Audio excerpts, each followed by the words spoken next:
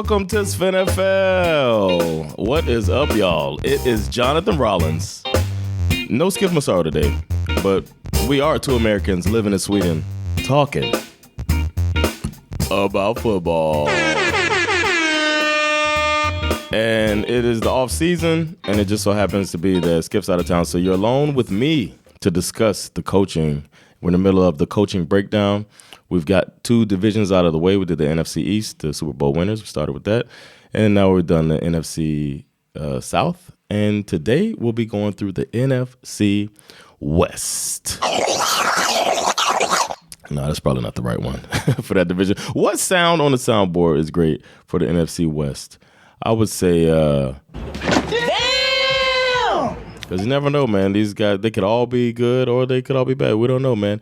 And I didn't even realize when I was looking through this, and we'll talk about it, that the order of the victories, I didn't know.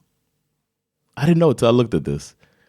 This division had some of the most wins in the NFL out of all divisions, but combined, they had 34 wins. That's a lot of wins for a division. I didn't count how many the NFC South had, but the Seahawks and the Rams tied with wins, but the Rams won the division, as I bet on. With 10-7 was their record, so it's not like they were crazy good, but 10-7, and then the Cardinals right behind them with 8-9, and then the 49ers came in last. I didn't even realize the 49ers came in last place. I know Skip would love that because he has a never-ending hatred of Kyle Shanahan, thanks to a certain March 28th situation, which means 3-28. 28-3 when the team came back. And when his team lost in the Super Bowl, but and Kyle Shanahan is who a lot of people blame for that, even though he's not the head coach. But whatever, he wasn't the head coach.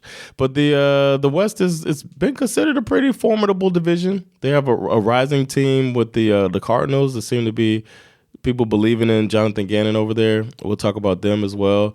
Kyle Shanahan, despite only winning 6 games last season, he's still considered. They had a year from hell as far as injuries go, and it feels like everybody thinks that they underperformed and that they will bounce back. A lot of people predicting them to win the division. And then the Seahawks, people think Mike Macdonald's the real deal as a coach. And then Sean McVay is one of the revered coaches in the league. So this is a division that you got to kind of get out the way, man. Watch out for these guys. Playoffs? Don't talk about it. Playoffs? You kidding me? They're gonna. I think they could be the first team to ever send. I mean, the first division to ever send 4 teams to the playoffs. It's a possibility with this division. They could just only be losing to each other. It could be something like that, man. But we can get into it, man. It's a really competitive division. It's a fun division with some good fan bases. Seahawks probably have the best home field advantage in the league, or up there. And 49ers have people love them because they're our age, and it was fun to be a 49ers fan back in the 80s and 90s. But we got, let's see, we'll go we'll go in order of the wins, or the order of where they fell last year. So that means we'll start with the Rams. So we'll go right into that, man. The Rams head coach, let me pull up my little thing here, huh? A little proud of myself here. Got the Rams coach here. Look, they all got their Rams blue on the screen. We got Sean McVay as the head coach. Mike LaFleur. Oh, yeah, that's one thing I want to add about this division. I'm going to start calling this division the Nepo division because there's so much nepotism on these staffs. It's insane. It's insane. And we can start right here. Sean McVay, who is considered one of the great coaches. If you sneeze near him, then you can get hired as a coach in the NFL. It's just one of the rules. They call it the McVay rule instead of the Rooney rule. But Mike LaFleur is the brother of former fellow coach Matt LaFleur, who's the head coach of the Packers. And they worked together back in Washington, Sean McVay and Matt LaFleur. And, of course, he's like, yeah, I'll hire your brother.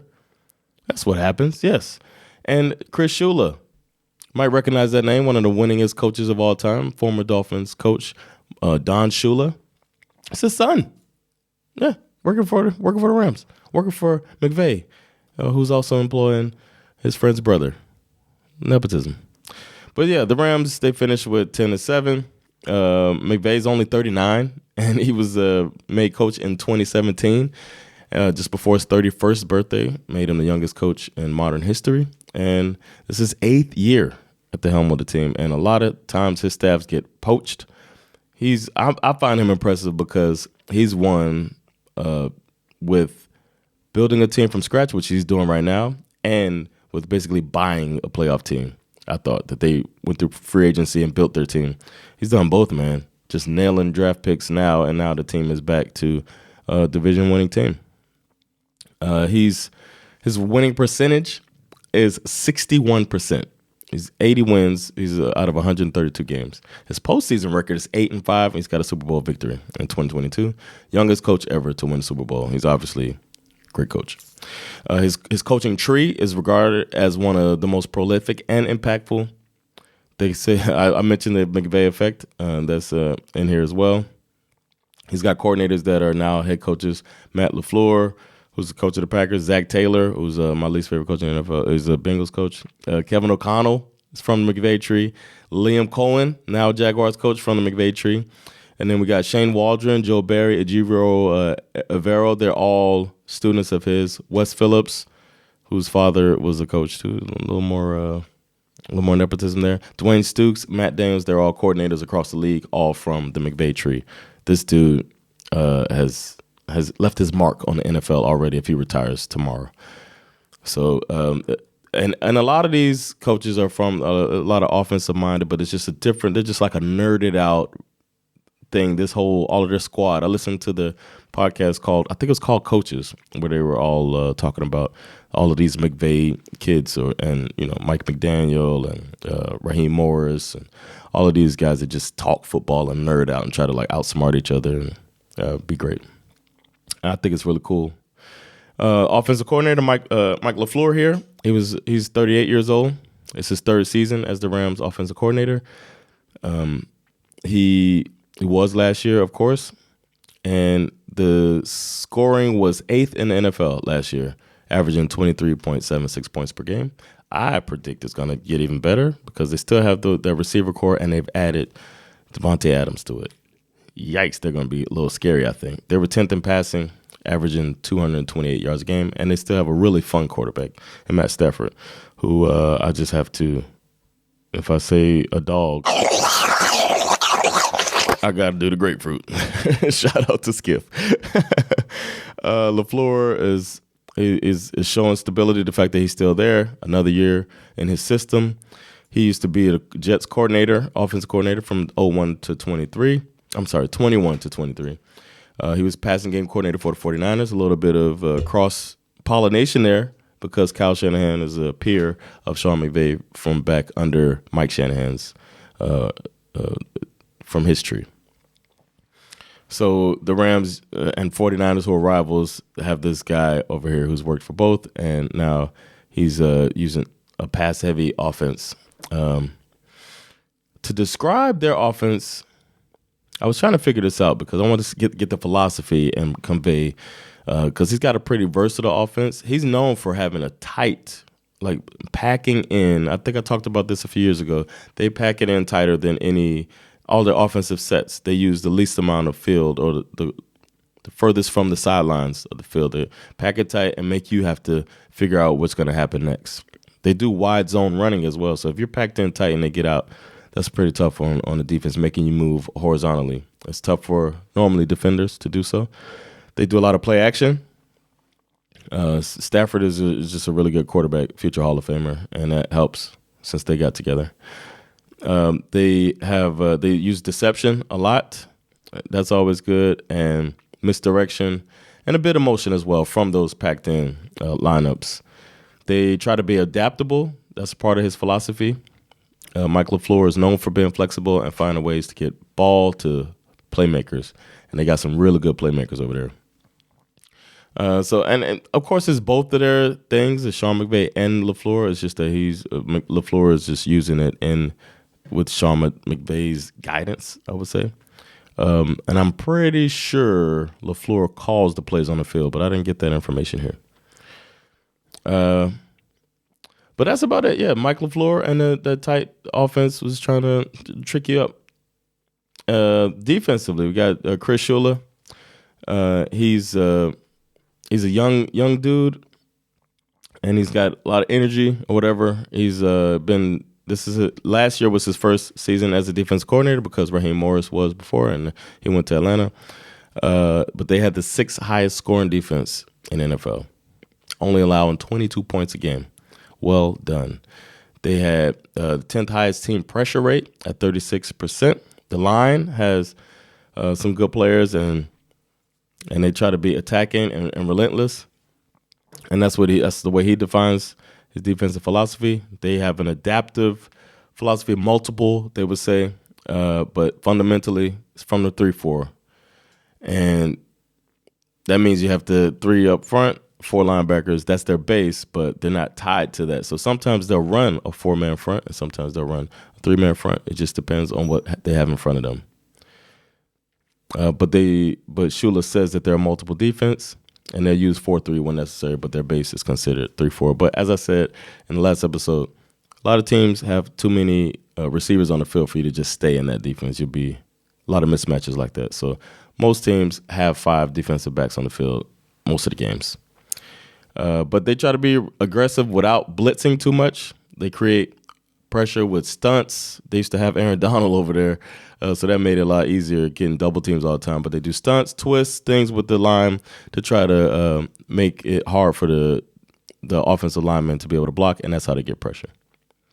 All right, let's move on to the Seahawks. Get done with these Rams. And the Seattle Seahawks have Mike Macdonald as the head coach.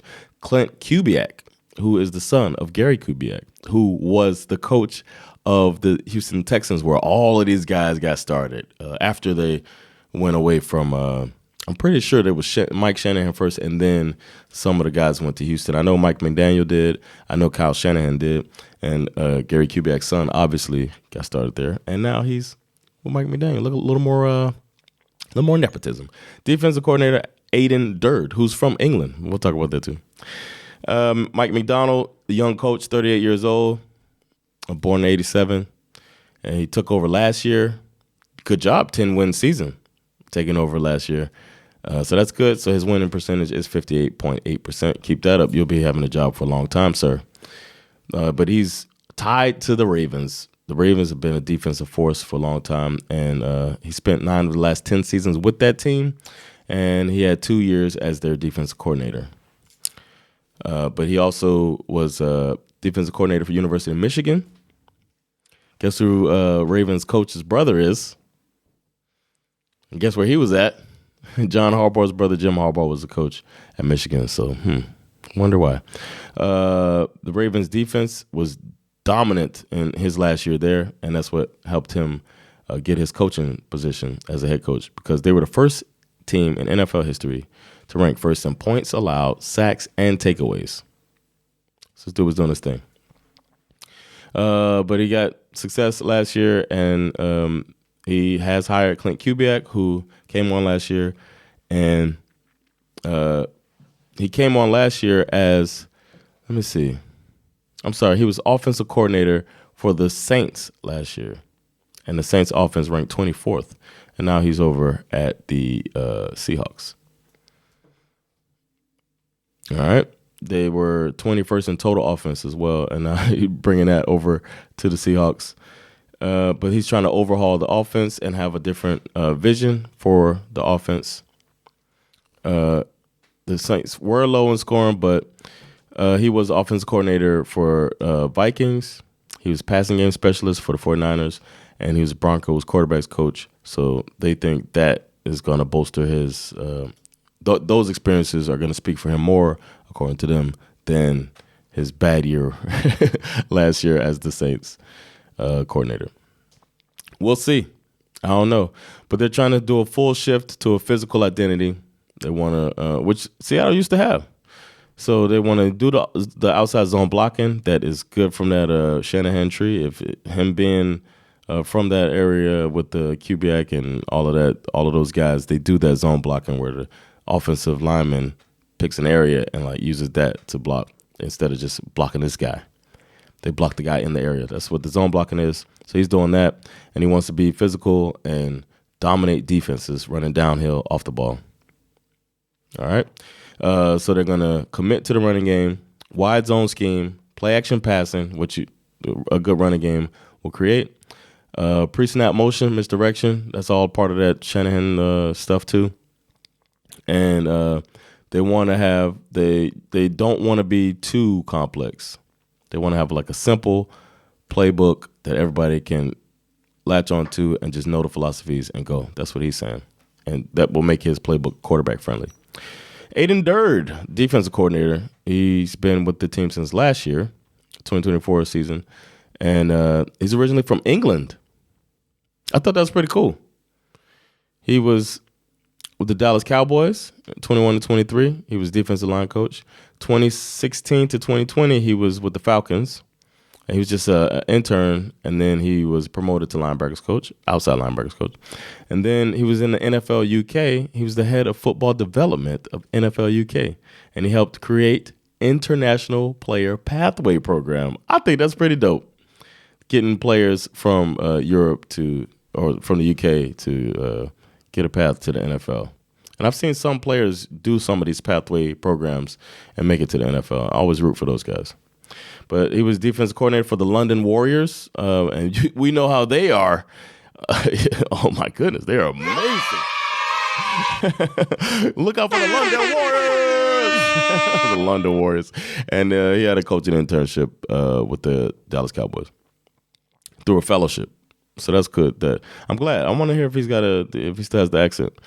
But he's going to be basically Mike McDaniel calls the defense, but he's going to set the schemes and the plans for the games. That's the way it's supposed to look. All right, so they run that cover 3 because it's the Seattle defense, but this is a hybrid 3-4 and 4-3 that they mix it. I think almost every team uses a multiple approach anyway. But McDonald, like I said, from the Ravens, so he uses their Ravens style defense, and with Aiden Durd, we'll see what he does. I don't know. There's not much. It's basically Mike McDonald's thing. They were good last year, and we'll see what they do this year with Durd. It's multiple, but 3-4 is their base. Did I say that already?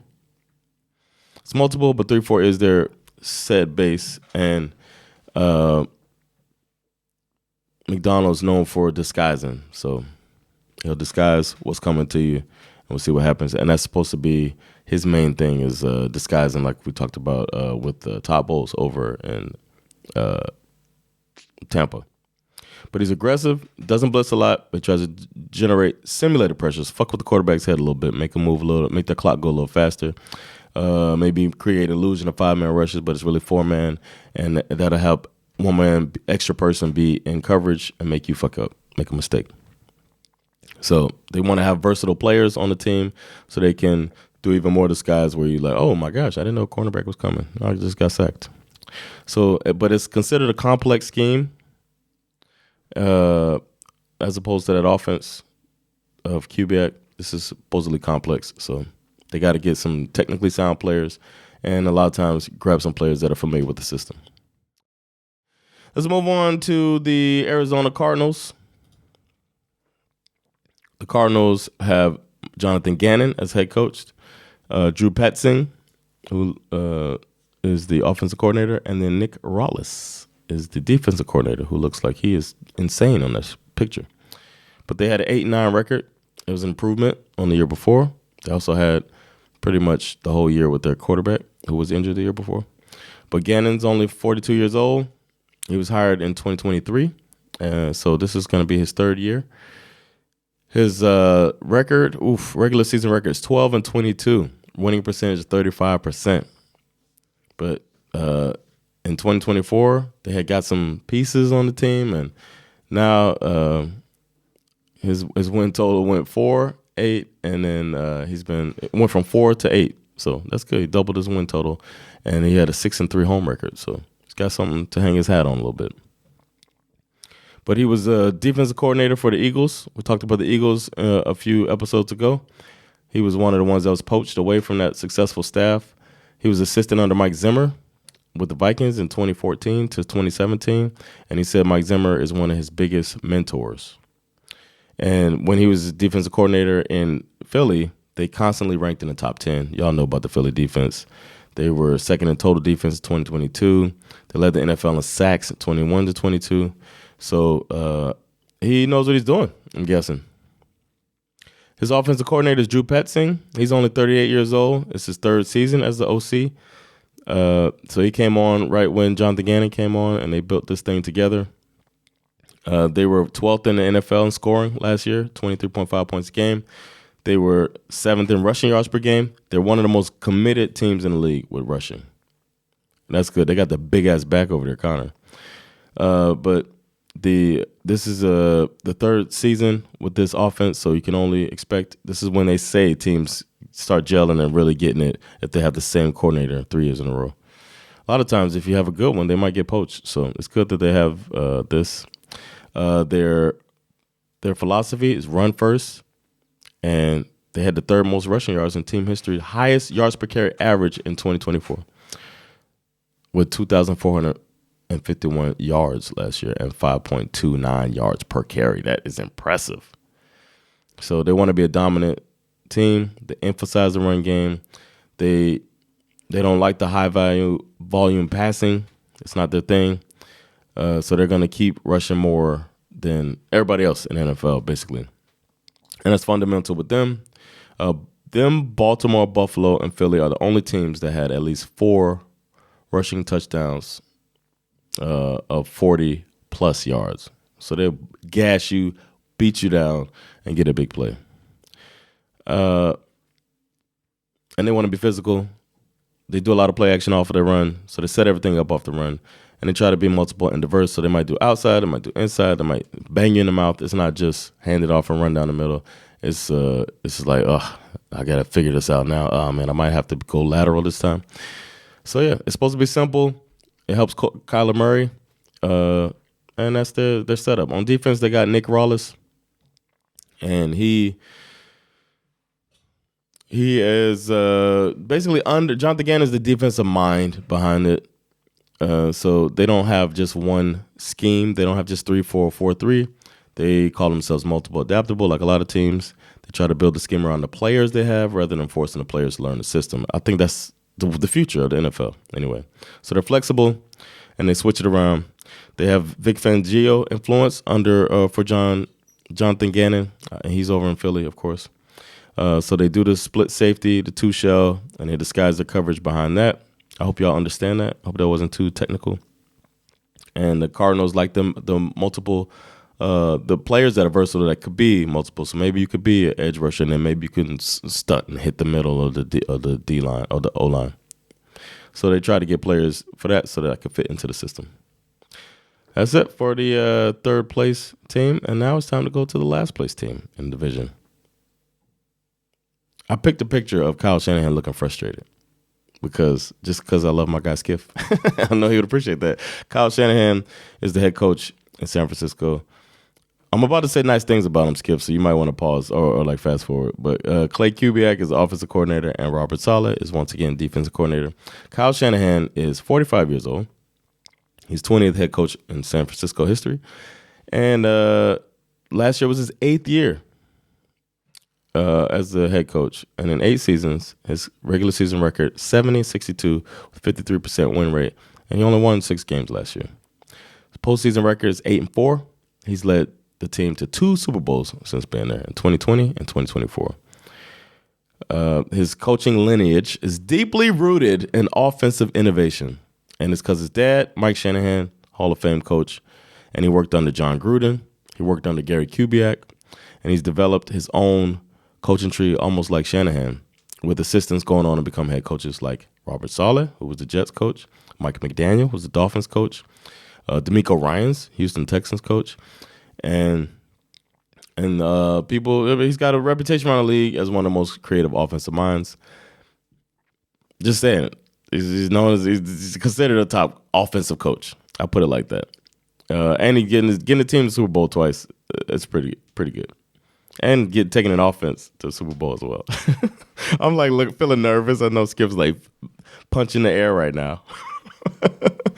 They weren't expected to do so bad last year though. You got to keep it real. I don't know if with that roster, I know there's other coaches that would have done better. Is what I'm gonna say. I'll just throw that out there. But Shanahan, hey, give flowers while they still can receive them. Clay Kubiak is his offensive coordinator. He's 36 years old, and he became offensive coordinator this year. That means Kyle Shanahan decided, I'm not going to be offensive coordinator. I'm not going to call the plays anymore. That's what they're saying. They're changing it up now. They hadn't had one since they let Mike McDaniel go, I believe. That was the last time they had an offensive coordinator. So Kyle Shanahan, realizing, as a true leader, you know what? I need to take a step back. And it looks like that's what he's doing. And they were 14th in the NFL in points per game last year with 22.9 points. And they ranked 4th in total offense. 3rd in yards per game. Clay was on the team already. So it's not like he's new to the team and the system. So he's been there, he's seen it grow, and it feels like he's been developed to take on offensive coordinator role now. He coached in high school, and he coached a lot of roles within the 49ers organization as well. So I think the fact that he's now offensive coordinator says a lot about what they think about him. He must be pretty good. And he's also son of Gary Kubiak. So another Nepo hire. So we'll see what they do, man. Kyle Shanahan is still the mind behind it, so they're expected to keep doing the wide zone run, expected to keep with the play action. Brock Purdy's a pretty athletic quarterback, so you can move him around a little bit, have the play action, have the little RPOs if necessary. But threatening passing deep and going, they have a really good running back, Christian McCaffrey, when he's healthy. So we'll see what they come up with this new coordinator. But they're supposed to distribute the ball effectively through run concepts, play action passing, force the defense to cover every blade of grass. That's what he says. So we'll see. But it's kind of a modernized West Coast. So whereas the Cardinals are focused on run first, they're focused on timing and speed and catching you off guard. So a pocket passing quarterback who can get out to the outside if need be, throw in anticipation. That's what's good. So it worked. Brock Purdy, he just got paid too. So it worked. They sucked overall, right? Worst in the division, but they ranked 4th in total yards and 3rd in passing yards. So obviously the offense works. Defensively, they've been going through defensive coordinators a lot. And Kyle Shanahan fired another defensive coordinator, and now Robert Saleh is back, who was the defensive coordinator in the 49ers before he got hired to the Jets, and then he got fired mid-season from the Jets. So Saleh's back. He was coordinator in San Francisco 2017 to 2020. He was considered one of the best in the league. He led the unit that was 1st in passing yards allowed, 2nd in total defense in 2019, and that's the year they went to the Super Bowl. His Jets defenses excelled, ranking in top 10 multiple categories, including 1st in passing yards allowed, 2nd in total defense between 22 and 23, and it just shows that he can put a good defense together. That's his thing. And now he doesn't have to worry about all the other shit. He don't have to worry about Aaron Rodgers keeping him happy. So I got a feeling this defense is going to bounce back. They're going to keep the same defensive philosophy that they had, where they focus. He goes inside out, defensive line first, get them up, kicking ass, and then running out of basically a 4-3, 4 lineman front defense, and get pressure with the front 4. That's his specialty. Everywhere he's been, they got good defensive linemen wreaking havoc up front. So it's like Pete Carroll and Gus Bradley are the defenses it's been compared to. So the line is the key. I said the emphasis on the front 4, and then keeping is bend but don't break as well. So keep it in front of you, don't get beat deep, and make them work their way downfield slower and end up either punting or kicking a field goal instead of scoring a touchdown. It's aggressive defense, simple, I would say hyper masculine. It's probably what I'll say about the way that he does it. It's just like oof, in your face, old school football, and they still do some like cover 3 and whatnot, but which is on the back end, splitting the field in 3 with the secondary and getting to the quarterback, making life hard for him, and then they're throwing it into a nice little defense, players in place. So that's it for the NFC West. Those guys, the 49ers, I hope I covered it well. That's all the coaches. I hope that if those coaches face my team, that they lose. That's what it comes down to, because in the end, it's all about the Dolphins. I hope y'all enjoyed that. I broke it down as much as I could, and the NFC West is now done. I'll be back with the NFC North, and that'll wrap up the NFC, right? Yeah, and then we're going on to the AFC after that. So stay tuned. I'll drop it as soon as I can, and maybe Skip will be back by the next one. We'll see. All right, y'all take it easy. Thanks for listening. Oh, yeah, I got to do my...